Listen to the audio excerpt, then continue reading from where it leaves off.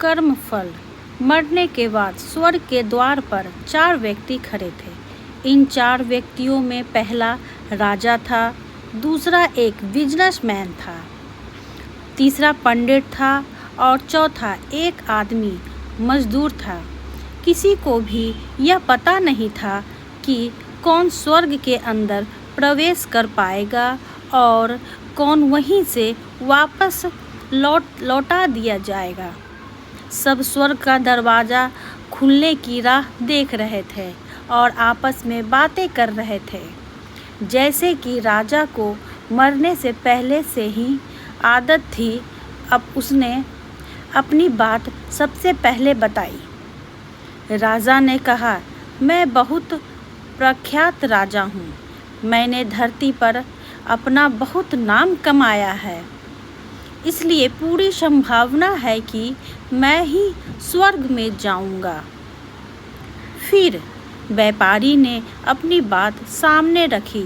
वह बोला, मैंने धरती पर खूब धन कमाया और उस धन से मैंने सैकड़ों लोगों की मदद की, इसलिए मैं ही स्वर्ग का हकदार हूँ।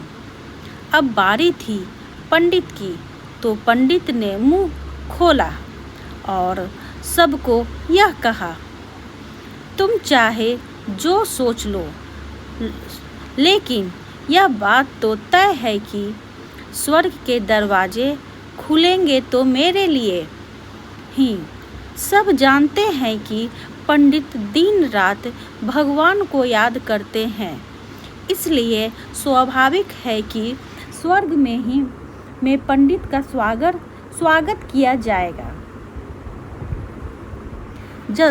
जब से अपना अपना पक्ष रख दिया, तब सबकी नज़र उस मजदूर पर थी जो चुपचाप अपनी नज़रें नीचे झुकाए बिना कुछ बोले वहीं पर खड़ा रहा।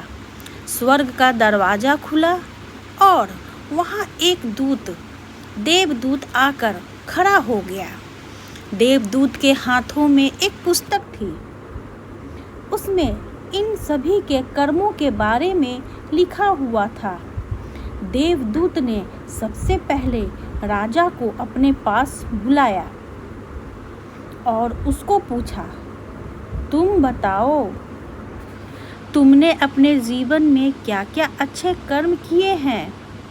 मैं उन्हें इस पुस्तक में देखकर फैसला करूँगा कि तुम्हारे अंदर आने देना है या नहीं। राजा ने कहा, मेरा राज्य जितना बड़ा था उतना ही समृद्ध था और मेरी राज्य के सभी लोग खुशहाल थे। सभी बड़े आनंद से रहते थे। मैंने उन्हें कभी भी किसी भी चीज़ की कमी नहीं होने दी। यही मेरे अच्छे कर्म हैं। देवदूत ने अपने पुस्तक में देखा और देखने के बाद राजा से कहा, तुम सच बोलते हो। तुमने अपने राज्य की प्रजा को बहुत सुखी रखा था, लेकिन तुमने अपने राज्य की सीमा बढ़ाने के लिए जितने युद्ध किए थे, उन युद्ध की वजह से हजारों सैनिकों ने अपनी जान गंवा दी थी। उन हजारों सैनिकों के परिवार के दुख का कारण तुम बने थे, इसलिए तुम स्वर्ग में नहीं आ सकते। अब बारी थी व्यापारी की। व्यापारी से जब देवदूत ने पूछा कि तुम्हारे अच्छे कर्म क्या है, तब व्यापारी ने उससे कहा, मैंने सैकड़ों लोगों को खाना खिलाया है, कई आश्रमों में दान किया है, कई निश्चित लोगों के लिए घर बना दिया है। यह मेरे अच्छे कर्म हैं। देवदूत ने फिर से अपने पुस्तक में ध्यान से देखा और देखने के बाद व्यापारी से कहा, तुम्हारा कहना भी ठीक है कि तुमने बहुत दान धर्म किया है, लेकिन यह दान धर्म तुमने जिन पैसों से किया है, उन पैसों को कमाने के लिए तुमने ना जाने कितने झूठ बोले हैं, कितनी हेरा फेरियाँ की है और कितनी मिलावटें की है, इसलिए तुम भी स्वर्ग में नहीं आ सकते।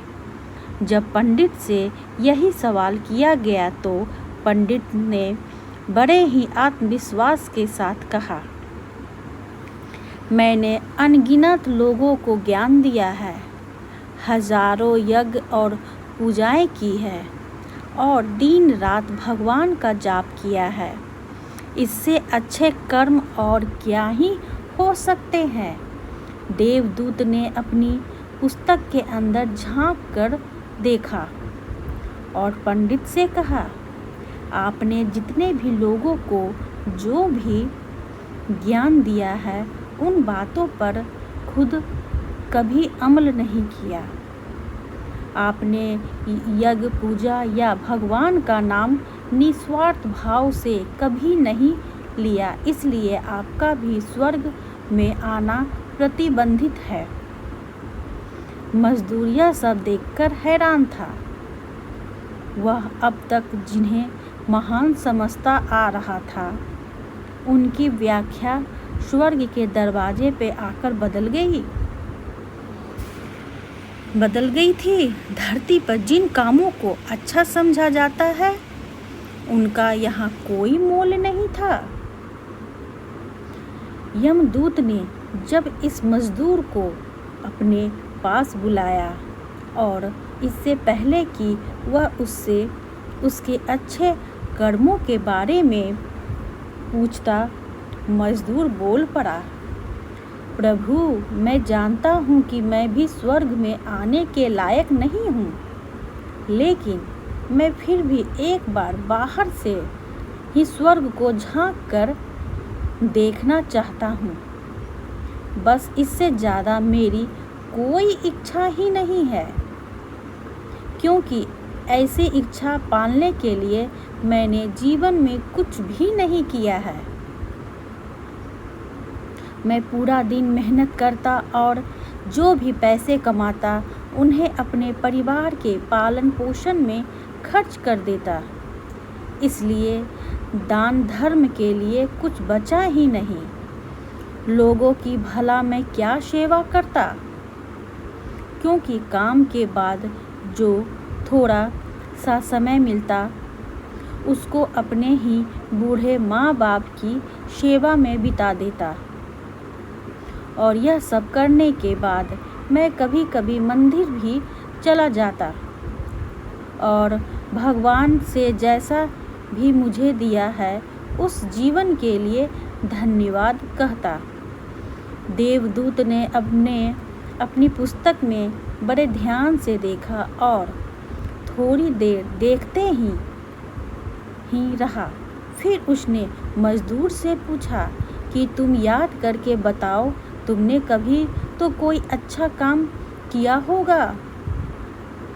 मजदूर ने थोड़ी देर सोचने के बाद बोला, हाँ, मुझे थोड़ा थोड़ा याद है। एक बार मैं बहुत भूखा था और मैं खाना ही खाने बैठा था कि एक बहुत ही कमज़ोर कुत्ता जो ठीक से चल भी नहीं पा रहा था, वह मेरे पास आ गया और मेरे खाने को देखने लगा। तब मैंने अपनी रोटी उसे खिला दी थी और उस दिन मैं खुद भूखा सो गया था। मजदूर की बातें सुनने के बाद देवदूत मुस्कुराया और मजदूर को बड़े सम्मान से स्वर्ग के अंदर लेकर गया। दोस्तों, अच्छे कर्म लोभ, मोह, माया इन सब भावों में आकर नहीं किए जाते और ना ही उन्हें अच्छे कर्मों की श्रेणी में गिना जाता है। निस्वार्थ भाव से किया गया एक ही अच्छा कर्म भी आपके जीवन के सारे पाप धोने की शक्ति रखता है। इसलिए जब भी मौका मिले निस्वार्थ भाव से और अच्छे मन से अच्छे कर्म किया करें। धन्यवाद। अगर आपको यह कहानी अच्छी लगी तो लाइक, शेयर एंड सब्सक्राइब करें। Thank you.